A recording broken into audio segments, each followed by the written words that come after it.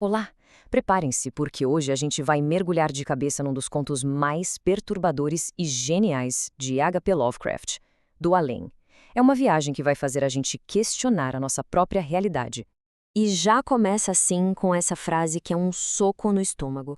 Lovecraft não perde tempo. Ele joga a gente direto no mistério, mostrando que o horror aqui não vem de um monstro lá fora, mas da transformação terrível de alguém próximo. A coisa já começa pessoal, já começa psicológica. Bom, para a gente se situar na história, o nosso narrador recebe um chamado para ir até a casa do amigo dele, o cientista Crawford Tillinghast. Isso depois de ter ficado 10 semanas longe, porque ele simplesmente não aguentava mais as pesquisas perigosas e, vamos dizer, obsessivas do Tillinghast. E o que ele encontra quando chega lá, nossa, é de chocar. O Tillinghast virou um fantasma de civismo. A descrição é muito gráfica, sabe? A pele doentia, os olhos brilhando de um jeito estranho, quase febril, as mãos tremendo sem parar.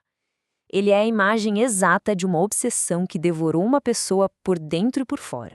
E para deixar tudo ainda mais sinistro, a casa está num silêncio absoluto. O narrador logo descobre que todos os criados, que trabalhavam ali há anos, sumiram, foram embora, fugiram. Esse detalhe já instala um clima de isolamento total e dá aquela sensação de que algo muito ruim já aconteceu ali dentro. Mas aí fica a pergunta, né? Por que o Tillinghast, depois de ter praticamente expulsado o amigo, o chamaria de volta? A resposta é simples e aterrorizante, porque ele conseguiu. O experimento dele deu certo e agora ele precisa desesperadamente de alguém para testemunhar a sua descoberta. É aqui que a gente entra na cabeça do Tillinghast. A teoria dele é que a realidade que a gente percebe é só uma casquinha, uma fração minúscula do que realmente existe. Nossos 5 sentidos, na verdade, nos limitam. Eles são como filtros que nos protegem de ver um universo inteiro de coisas, de formas de vida, que estão aqui, agora, coexistindo com a gente. É puro suco de Lovecraft. Nosso conhecimento não é nada perto do cosmos. E qual é a chave para abrir essa porta da percepção?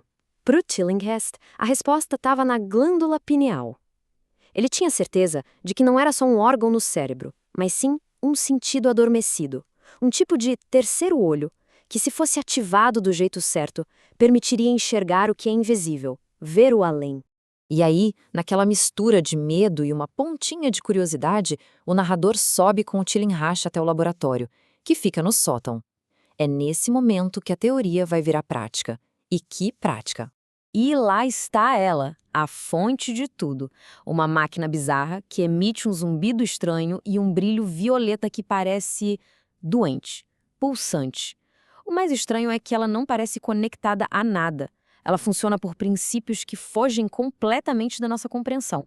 Quando Tillinghast liga a máquina, a realidade do narrador começa a se quebrar.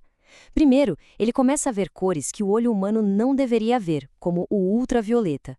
Logo depois, as paredes do sótão simplesmente somem e ele se vê olhando para um vazio infinito. E então vem um som baixo, mas selvagem, que parece vir de todos os lugares ao mesmo tempo. É aí que Tillinghast solta esse aviso de gelar a espinha. A grande questão é que a máquina não é só um óculos para ver outra dimensão. É uma via de mão dupla. Se eles podem ver o além, as coisas do além também podem vê-los. E foi assim que os criados sumiram.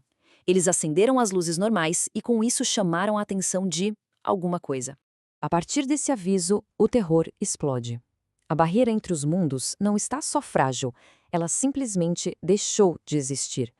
O narrador é julgado de cabeça num pesadelo, onde todos os sentidos são atacados ao mesmo tempo. E essa é a grande pergunta, né?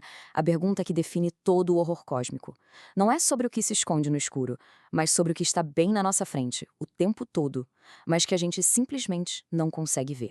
E a resposta é apavorante. O ar não está vazio. Nunca esteve. Ele está lotado de vida alienígena. Criaturas gelatinosas, semifluidas, passando através das paredes, dos móveis, umas através das outras. Elas não são apenas estranhas, elas desafiam tudo que a gente entende por física, por matéria, por vida. E bem, quando o narrador acha que entendeu o que aconteceu com os criados, o Tillinghast, já completamente louco, joga um balde de água fria. Ele revela a primeira parte da reviravolta. Aquelas criaturas medonhas flutuando por toda a parte elas não são um perigo, são inofensivas. Pois é, aqui está o verdadeiro horror da história. As criaturas inofensivas são só o cenário.